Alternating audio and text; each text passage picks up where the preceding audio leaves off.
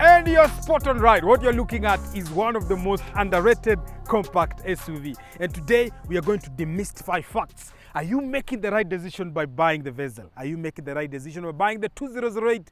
Or are you paying premium to buy the CHR? Right next to me is the Suzuki Escudo or Vitara if you're coming from the European side or you want to ship it from the European side. If you get it from Japan, then you get it with the name tag of the Escudo. One of the most underrated value addition to any person who wants to buy a compact SUV. Welcome to another epic and exciting episode of Conversations Kanisa. I hope umerelax uko fiti. Kama hujatoka church, enda church. Kama umetoka church, relax. Misa inaanza, Papa Skofu himself Ibrahim Toloi. Na leo sina altar boy Waigera, but sijui anaweza tokelezea tu mahali kwa sababu huyo jamaa unajua anapianga tu from nowhere, okay? So let's get down to business. Let's demystify the facts and get to the right bottom of it. Is it a value addition to get yourself a Suzuki Escudo in comparison to those other cars?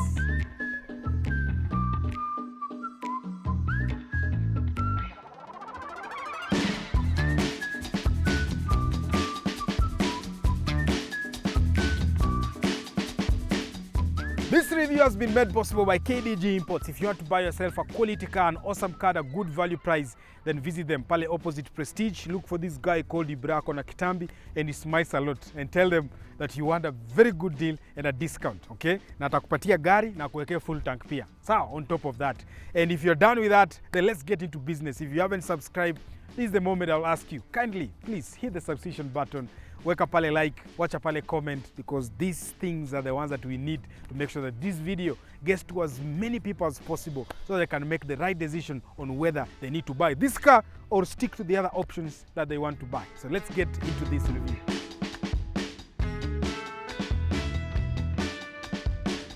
A little bit of a history, because guys who understand what Suzuki and the Vitara or the Escudo is know that Suzuki has a formidable four-wheel drive system, and this has been legendary for the longest time. We've talked about Suzuki on this channel. If you've watched the review of the Samurai, if you watched the review of the Suzuki Jimny, and you've watched the review of Suzuki Swift Sport as well. And this today is a car that brings all those combinations together to give you something very unique and special that you won't get on any other average car that you're planning to buy, right? But before that, let me take you back in time. Back in the days, we used to have a Suzuki that you guys didn't like. It had awesome stuff, yes, but one reason that people didn't like it because it came with a big engine with a 4-speed automatic transmission with very long gear ratios, which used to consume a lot of fuel. And of course, Suzuki being a company, you know, they noted this and they decided at that point, before 2013, 2014, they're actually selling this type of Suzuki, this one that is standing next to me, to a different market, which was Hungary. So this was specifically built and designed for the Hungarian market. Okay, and when Suzuki realized you guys are not buying the old school third-gen Suzuki, and this one was successfully selling in the Hungarian market, they were like, so this car is not originally designed for the Japanese market. It's not being produced in the Japanese market.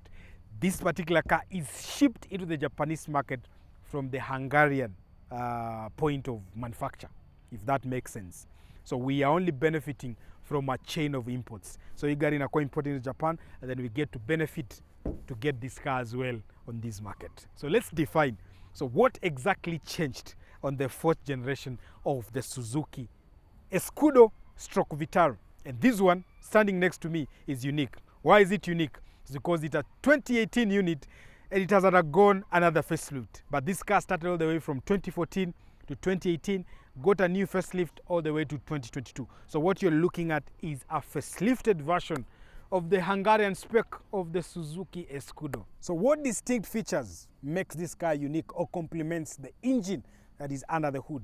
One of the key elements, if you're going to buy an Escudo, you're looking for a sports version, you look at the headlight, okay? So we have some few elements on the headlights. One of them is the projector HID system or unit, and that one has a red accent around it, which signifies that this is a sports version of the Escudo stroke Vitara. But you have your bulbs, then you have your fog light hapo chini, and then you have your daylight running, which also acts as your active fog light. When you're taking corners, it illuminates your space when you're taking the corners, which is quite epic and special.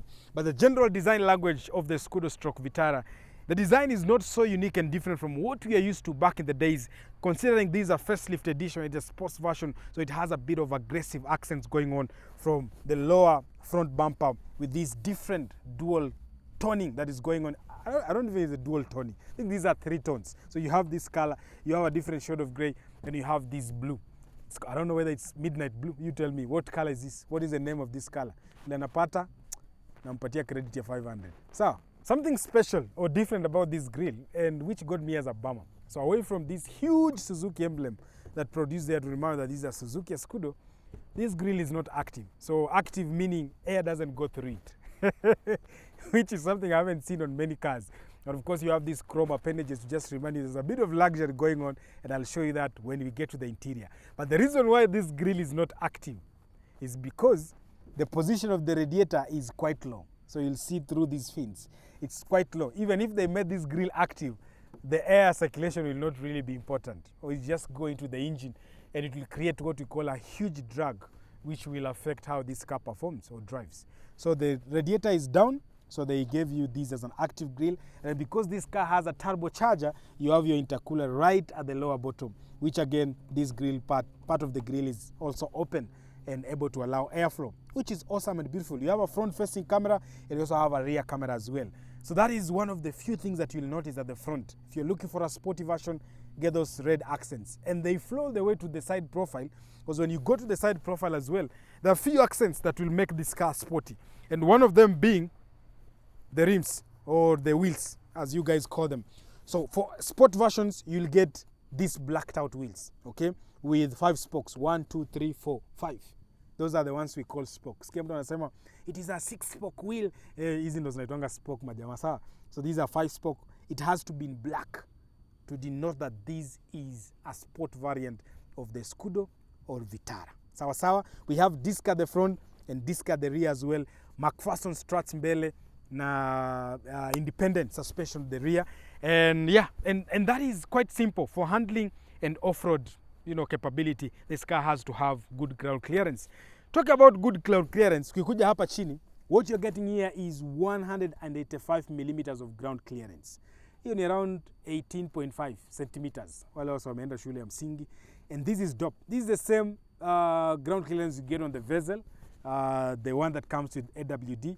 And if you get the Vezel that has a front wheel drive, or the Vezel that has a hybrid, or the hybrid variant, it's lower, so it's around 170. I'm checking the Vezel because you guys are buying the Vezel, so I'd rather pit this car against the car you guys are buying and just share with you why you are losing out on one of the best units in the market out there, okay? In terms of the size of the wheels, let me just confirm which size wheels are these. These are size 17, so you get size 17 as standard for the sporty version. I don't think you'll get any lower version of size in terms of, even if you get the one that is not sporty. I think standard is 17, and you can make a choice whether you can go up to 18s. It's down to your choice. Or you can change the profile of the tires to make this car slightly better in terms of ground clearance. So, nimwambia nyuma tuko na independent suspension because this car has an all-wheel drive system. So at the rear we have a diff, at the front as well we have a transfer case, and so that makes the awesomeness of why this car is capable in comparison to hizo tugari twingine, because I believe that where this car can go, those other cars in the competition or in the bracket of competition will never dare to go, okay? Something else that is awesome about the side profile.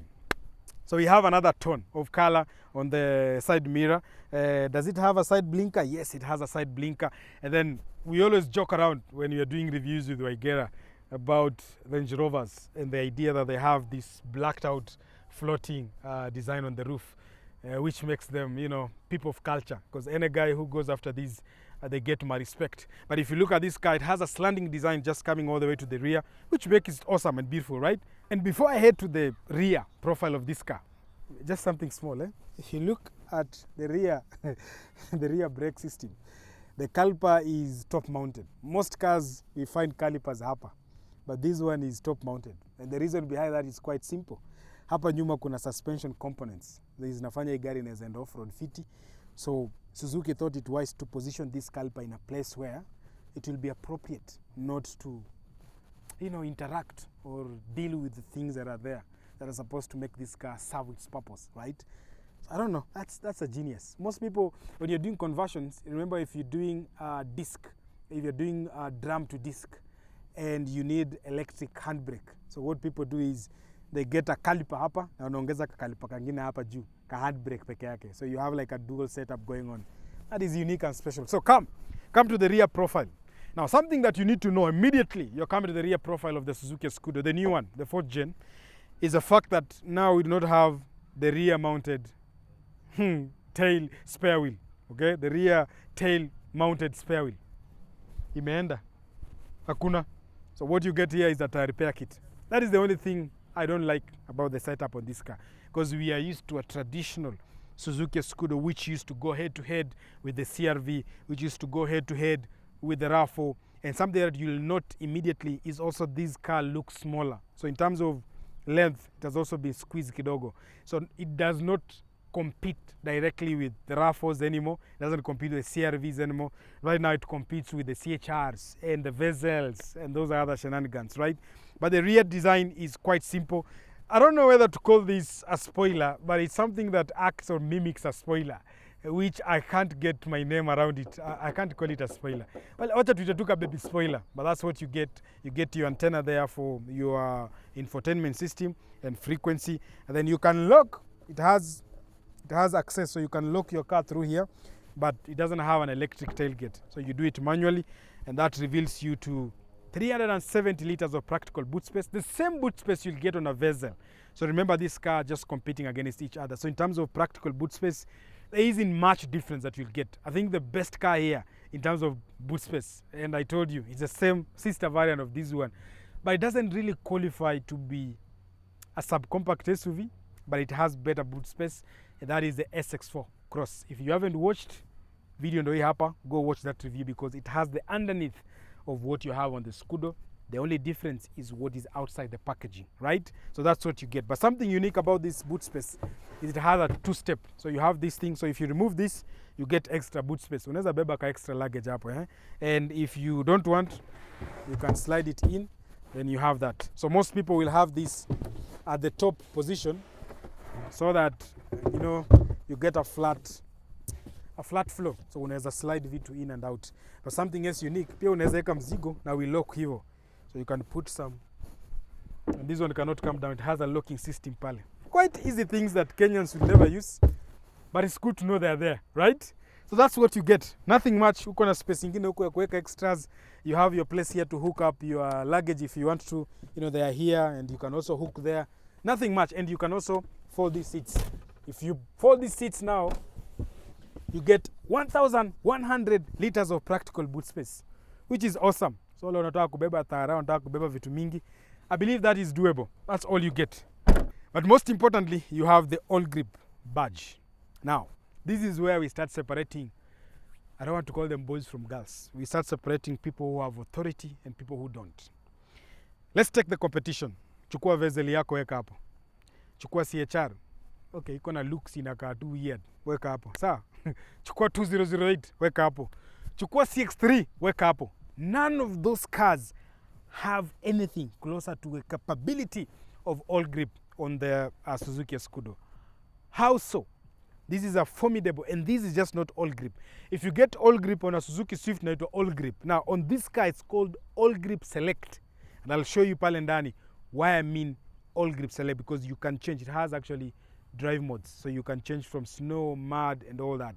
And that is what makes this car awesome. But what makes it more formidable is what is underneath. So it has on the differential, that is center differential pale, it has a clutch pack, which acts as a mode to separate power or send power between your driving modes. So if you're driving this car front wheel application, normally if you put it in auto, inatuma power mbele. It only senses when it requires to send power the rear when it gets slip at the front. But if you have it in different driving modes, you will go through them to kifika pale interior. But just know that this is a superior AWD system that can take you anywhere. If you guys, in fact, tuko na quattro, tuko na symmetrical all-wheel drive, alafu hii is the closest thing you can get to a formidable four-wheel drive system if you're not buying a Prado or those heavy-duty 4x4 system. This is something that can take you anywhere and bring you back home. So let's check the interior of this car before we check the interior, let's look at what is under the hood, because it's important for us to demystify where, again, this car separates itself from your Vezels, your CHRs, and those other cars that you're planning to buy.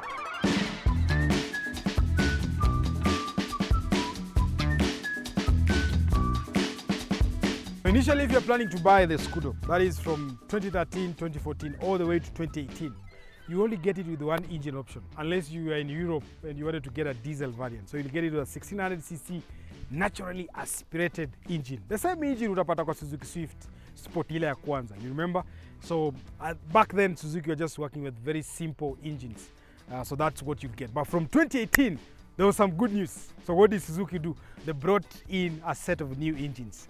And those are the booster jet engines. So if you're in the UK, the European market, unataka kuimport gari kutoka Singapore, those other European markets, you can get this car with a 1000cc turbocharged petrol engine, okay? The 1KC, 1K10, inaitwanga 1K10 booster jet.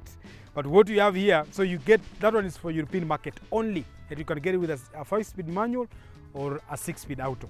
So, but if you're getting this car from Japan or the Hungarian market by extension, what engine options are you going to get? So you'll still get yourself a 1600cc natural aspirated engine, which is not very common right now. Okay, utapata moja moja mbili mbili, especially for 2018, 2019.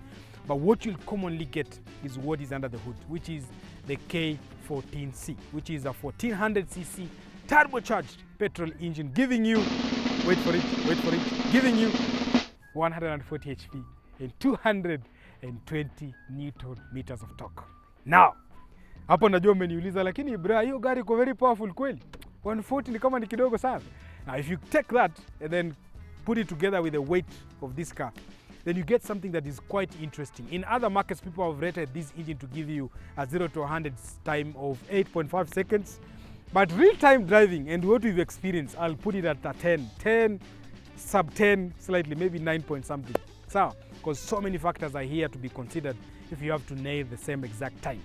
But let's talk about why this car I consider powerful and sporty in comparison to the other cars. If you're buying the Vezel, then know you have to get the hybrid variant, the 1500cc hybrid, which pushes around 152 HP. In power figures, it appears to be powerful, but it comes with a dual clutch transmission, which has a lot of things to pay attention to in terms of maintenance. And if you buy the non-hybrid variant, it comes with a CVT, 1500 CVT. In fact, it's very weak. In terms of power, it's lower than this. If you buy the CHR, hiyo hata tuwezi ongelea. Okay, if you get it with the 2ZR 1800cc hybrid, it has some good power figures, right? But if you get it with the 1200cc turbocharged, nah, it has nothing on this car. And why will I get an 1800cc hybrid with a CVT, ECVT, when I can get a 1400cc with a 6-speed automatic transmission? Again, this is where we start separating all these cars. Vezel DCT, CHR CVT, AMA ECVT, and here you have your traditional 6-speed auto. The only rival of a car that I can put against this car will be the CX-30. Right now you're doing CX-30, you're no longer doing CX-3. So you can either get it with a 2-liter petrol engine or a 1500 or 1800cc diesel plant, which is mated to a 6-speed auto, which is dope and awesome. But if you don't want to buy diesel, this is what you get. But then you can get this car with the diesel plant as well to the European market. 1600cc turbocharged, which is a diesel plant that they were co-developed by Fiat as well. So ukitaka kupata diesel, you can also get it with either 6-speed manual, 6-speed auto. Ipi unaweza pata 6-speed auto ama 6-speed manual. If I was the one buying this car, I'll get it with a 6-speed manual. Okay? So let's get into the car and talk about how the interior has been set up. How unique is the interior in comparison to the competitors? Sawa, tuangalie.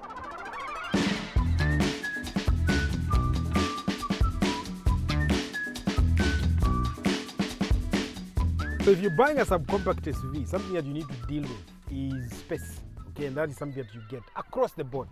Whether you're doing the Vezel, the only other cars that shine in terms of space, especially hapa nyuma, ni gari mbili zenye, technically if you look at it, they don't fall under this category, but by a hybrid mode, they can relatively be called subcompact. So I'm talking about the CX-4 Cross and the Peugeot 2008. They do well in terms of what you get on the second row of seats. But if you're buying the Vezel, if you're buying the CX-3, if you're buying the Subaru XV, I was told I always forget Subaru XV. If you're buying the Subaru XV, then this is something that you have to deal with.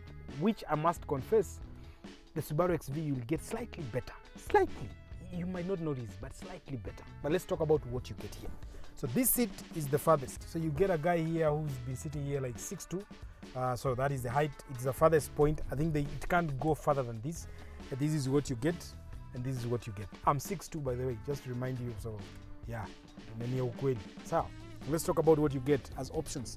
Being a sporty variant, you get some red stitchings on the seat, leather seats with Alcantara in the middle. Feels very nice to the touch. But what you don't get is you don't get the center console that drops here. Okay, the seats drop down if you fold them into 3/4, a quarter. So meaning inaitwanga 1/4, 3/4. Yeah. Nimejaribu to kuwa sophisticated, but there's nothing important. You get isofix points here for these seats and another set of isofix hapa. So you don't get that center thing. You don't get an armrest hapa. So the guy mwenye anapenda kukaa hapa hawezi kaa. Literally, there is nowhere unless akae namna hii. Na to compromise how these other guys are comfortable. This is not a car to carry 3 people hapa nyuma, right? And for the budget you are paying and for what this car is meant to do, hapa nyuma mlango yote ni plastic. My friend. Yeah, but they have made it slightly better. Let me move so that you can see some silver accents here, metallic silver. Yeah, to just console you. But hii ni gari unapiga tu polish inang'ara vile imeng'ara. But this is plastic like the one we get on Toyotas. It will never die on you. Hii unaosha tu na maji, una move, sawa? Do kadi ukibomoa, iko tu sawa. The sportiness continues paka kwa interior, and something that gives it away is the red accents. You can see them here. I don't know. Yeah, the red accents. Yeah, to just remind you that it's a sporty car. Yeah, you have a turbocharged petrol engine. And the same is what you get on the seats. These seats are quite nice. They are bucket-like, Alcantara the middle, leather, which is dope, right? Quite dope. The steering wheel again, red accents. The digital cluster, analog stroke digital. So you have the 2 gauges are analog. So you get your tachometer on one end and your speedometer on the other. And the speedometer gets to 220, meaning this car can actually go. But I think the top speed on this car should be around 185 or 195 kilometers per hour. So if you're experimenting to take this car to 220, just know it's limited. I believe it should be 190 kilometers per hour. It's limited to 190 kilometers per hour. So hawezi pitisha hapo. But tunaweza lalisha clock. So in comparison to a guy who has a CHR which can max out at 100 kilometers per hour, it means you are slightly 10 kilometers more faster than them, if that is something that you want to consider, right? Then you have your blue design hopper that complements the exterior, which is dope. I love designers who bring out the exterior into the interior in a way to complement the look and the color. That is something I really, really like about this car. Something else that is signature and very beautiful is the analog clock. Anytime I get an analog clock in a car, najua how to pick of culture. And you have your infotainment system here. This is around 8 inches. It's not touch, but you can do your things here. And this comes stock from Suzuki. So in Panasonic, but you can do your Android radio here, conversion to just make it better. Before I talk about the technology, because that is where the definition of this car shines in, okay?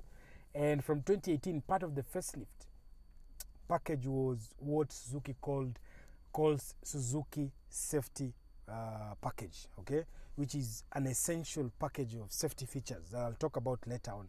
But before that, let's talk about storage compartment. So you get your glove compartment that is very huge. And this one has been integrated with the USB, so you can play your USB music through that. And then you have your 2 cup holders hapa katikati, one for the passenger, one for me, which is quite huge and awesome. Then you have again huge door bins. Hapo unaweza weka liter, maybe 2 liters inaweza toshea hapa. Like it's very huge, and there are 2, which is very dope and awesome. So if you're planning to go out on an adventure with this car, that is something you need to know, you need to consider. Now, talking about technology, part of this convenient feature that you get is heated seats and cooled seats on this, especially for the front passenger and the driver. So you get cooled seats and you get heated seats at the same time, which is dope. I always say heated seats in Kenya do not work, but cooled seats, yeah, those are dope. At least ukienda mahali kama Kimende unaweza weka joto, lakini ukiwa mahali kama Kajiado ama Magadi, you can cool the seats as well, which is dope. Now let's talk about the technology. And this car being a 6-speed out, of course, you get a malfunctional steering wheel that is telescopic, okay? So it means you can pull it out and you can bring it down as well. And it's manual, okay? What you're paying for this car around 2.65, surely manual will still do. Then you get your paddle shifters, which are functional. I don't like it when manufacturers put paddle shifters on CVTs. So these ones here are functional. It means they actually work and make you drive this car like it is very awesome and beautiful. And the way you use the paddle shifters is the upper gear shifter. You have your P, you have your R, you have your N, you have your drive. Then below it you have the M. So you slap this gear shifter into M, and then you go back to your paddle shifters. Okay, and you're good to go, which is dope, which is awesome.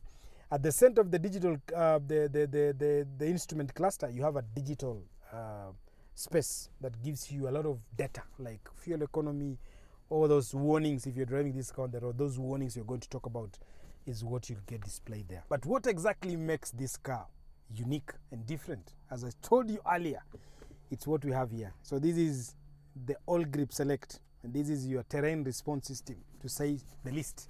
So what you get here is you have a lock. If you press the lock button, it means this car is able to split the torque and power between the front wheels and the rear wheels, which gives you epic performance when it comes to tackling off-road or dangerous or slightly difficult terrains. Then you have your auto. So auto, you push, una push ndani. You push ndani, inactivate auto. So auto is like an intelligent mode using, you remember the viscous stroke electronic clutch pack yenye iko hapa katikati kwa diff, inakupatia hiyo ability ya kudistribute power and torque based on how you're driving. Okay, so we can call it like a minor torque vectoring system, which is dope and awesome. And then of course you have your snow. You can go to your snow stroke mud. And then you have your sport. Now what sport does is it makes everything aggressive. Your steering, your throttle, everything, even the AWE system becomes quite active. It measures the response from the throttle, the steering, to make sure it distributes power to allow you this car behave like a sports car. When you're taking corners, it's able to curve in and come out of those corners quite awesome. As Toyota was also launching on their end, their Toyota Safety Sense, Mazda had their technologies way back in time, kuanzia 2014, I believe. On Suzuki as well, they launched what they call the Suzuki Safety Support, which comes with a myriad of technologies to just make you a safe driver on this car, at the same time protect the people that are outside this car that you're driving along with. And so what does this safety package come with? Key things that I've noticed today while driving this car. This doesn't have everything, but you can get that as an option, is your front and rear collision mitigation, which is so dope and aggressive on the negative, but so dope is good because you keep people safe. So what does that give you? Using these cameras, there are cameras just mounted here. You won't see, they're not as huge as you'll find on other cars like Subarus. I don't know what is wrong with them, but Suzuki has made theirs quite small but quite efficient and effective.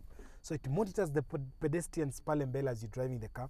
It also monitors other cars, and in the sense when it feels like you've lost control or you're not braking enough, it can apply emergency brake to stop this car or to reduce the impact.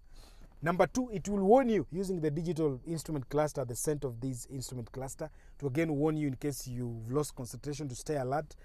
And in case you now apply the emergency brake, it will make the distance of braking quite shorter.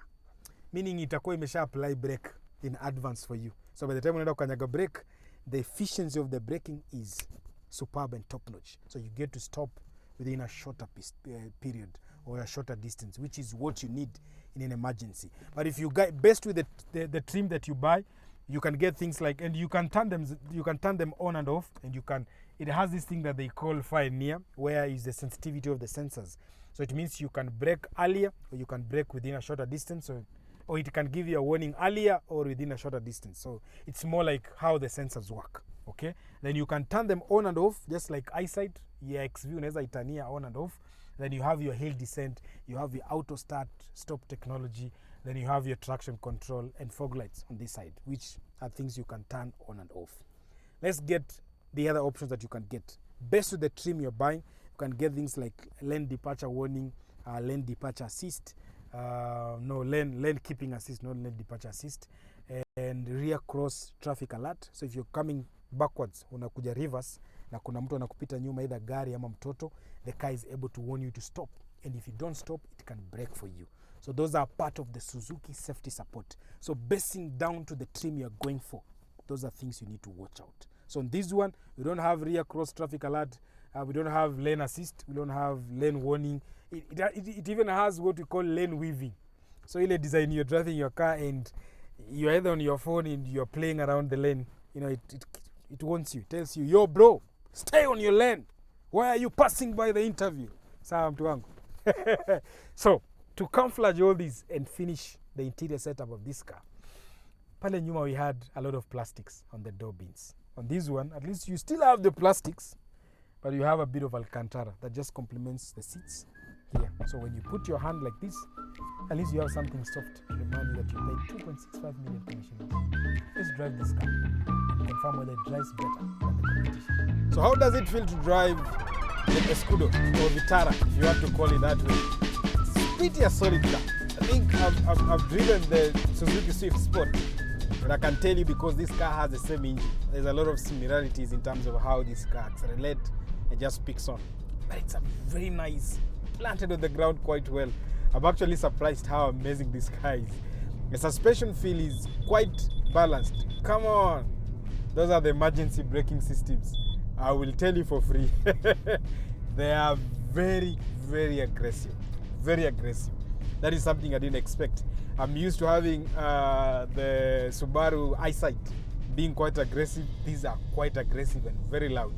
It just did an emergency braking a while back when I was driving, when I was trying to do the maneuver thing. You know, the Kenyan style of driving, where unaona gari mbele unasema hapa naweza finya niingie. And it pulled a very serious emergency braking. And that is sometimes quite dangerous, especially if somebody is following you at close quarters pale nyuma. They might rear-end you. So that is something that you need to be very keen.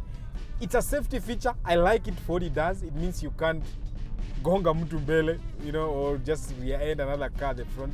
But at the rear, you're not protected because the guy following you at the back doesn't have these systems at some point. So you get yourself bumper nyuma imeshikana na body. That's how it happens. But it's a solid car. I love the way it delivers power. I like the way the suspension has been set up. I think if you're buying this car, you're buying it for what it does. And that is 100%. In terms of power output, you're having 140 paired to 220 Newton meters of torque, which works. You put your feet down. Yeah, this is where the Vezels, this is where the CX-3s, you know, will take a beating. Because I believe the combination of what you have here, I think the closest rival here will be the CX-3 or the CX-30. Okay, because that comes with a 6-speed auto as well. So I think that is where they compete. But when it comes to the Vezel, whether with the DCTs or even the CVT, they have nothing on this car. If you come to the Peugeot 2008, nada. You know, you can't match. Maybe even the CHR, nah. So the setup of this car is quite solid, and that's something beautiful that you need to know if you're buying this car. And if you guys are wondering exactly, am I going to do 0 to 100? No, I'm not going to 0 to 100 on this car.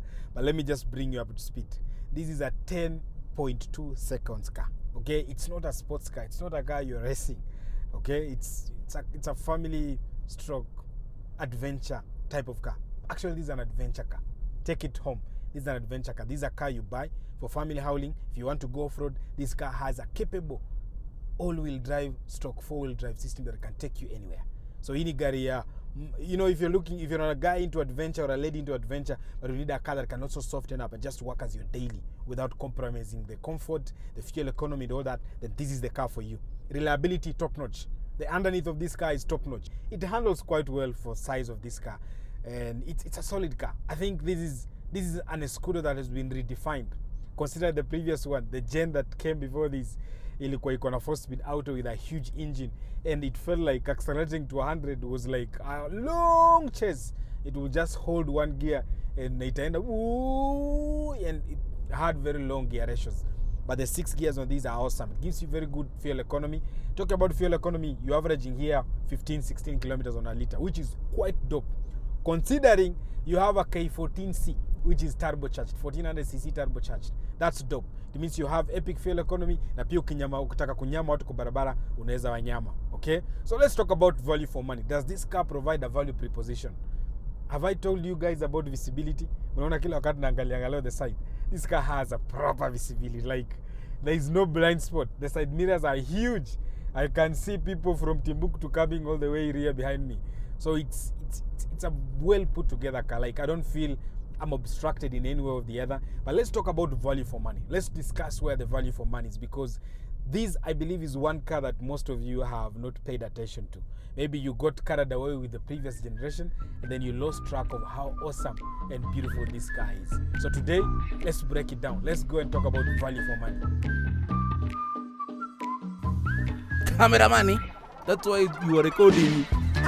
Najua mmeshinda hapo mmeambiwa kizungu ya mapua. Sijui unasema nini mzee? So tufanye value for money. Yes, value for money. I was in the whole review. It's just a tint. You know me and tint. They were not seeing you. Yes. Or you are recording the English. I was just recording. Tufanye value for money. Nataka nikupatie exercise. Uniambie. Na umeshikilia mic ya. Okay, sawa. Sasa, yes. Budget ya hii gari. Tuongeze your value for money. If you're planning to buy this car, kibai gari kutoka KDG, watakupatia gari ya 2.65 Kenya shillings. Nimekupatia breakdown ya how awesome and beautiful this car is. Yes. Competition ya hii gari, mademo wanapenda hiyo gari sana. Inaitwa Honda Vezel. Labda demu yako. Oh. Demu yangu anapenda STI. Wako wanapenda STI gari au ile ingine? Ile mnajua. Shule ya science. STI ya gari. Yes. Subaru STI to be precise. Sasa huyo ni wako, but hao mademo wengine wetu sasa they buy the Vezel. Okay? The other car you buy ni Mazda. Wewe nafikiri Mazda unaitambua. CX-3 because 2018 tumeanza kuingiza ma CX-3 but 2018 nafikiri bado tuko na CX-3. Si ndio? So tuweka hapo CX-3. Alafu gari nyingine ni Peugeot 2008. Sawa? Na nyingine inaitwa Toyota CHR. Unaangalia Toyota na Lamborghini. Now the choice is this. Yes. CHR of course is costly. It's a Toyota. It's priced higher. You'll probably be spending for mic. Okay? Vezel will be spending anything between 2.7, 2.9, depending on the spec gun you're going after. This CX-3, same, 2.7, 2.9. Sawa? 208 ndo the cheaper, 2.2. Sawa? Kuna version nyingine hii gari inaitwa SX4, 2.2. Those are cheaper. Hizo SX4 na Peugeot 2008 ziko in the same category, zinakaa the same, like hizo zinaweza compete. So sitaki kuzieka sana on this competition, but now between CHR, CX-3, Vezel na hii, which one are you driving home and why? Mimi speak English, brother. Speak English. For me, yes. I'll take the CHR because of looks. Even though it costs almost 1 million more than this. It's 1 million more. Yeah, bro. If it's 1 million more, yes. If it's not this, yes, I'll take the CX-3 manual version. I got you. Yes. Very good. You know, we are moving away from CVT. Thank you. Yeah. You're a man of culture. Yeah. Man of culture. Si hapo tumemaliza? Tumemaliza value for money. Nimesweat sana kuongea Kizungu. Nimemaliza hii mwaka. I can no longer speak English. English. You are done for this year. Done for this year. Yes. The next time you're speaking English is next year? Yes. September. Yes. Guys, it has been an awesome. Of course, I'm here with my friend Alta Boy Waigera. Amebambika leo, amekunywa supu ya ng'ombe. Stop shouting. Papa Skofu, waambie mambo ya mwisho before they sign out. Before we finish the kipindi, yes, make sure you subscribe. Like, share, subscribe. Road to 200. Road to 200,000 subscribers. Yes. Na wakimaliza huko enda wapi? Because kipindi yako inaanza immediately after. Yes. Yangu inaanzanga watu wakitoka church. So hii unajua mimi nimekula watu wa service ya kwanza ama service ya pili. Lakini wakimaliza tu hivi wakimbie wapi? Huko. Na kama mmependa review? Yes. Mi siwezi ongea Kizungu. That's why sikuangi hapa. Minimum words. 2 minutes. Okay. Yes. Thank you guys. Bye bye. See you on the next one. Ulitoa sadaka leo? Nangoja watume.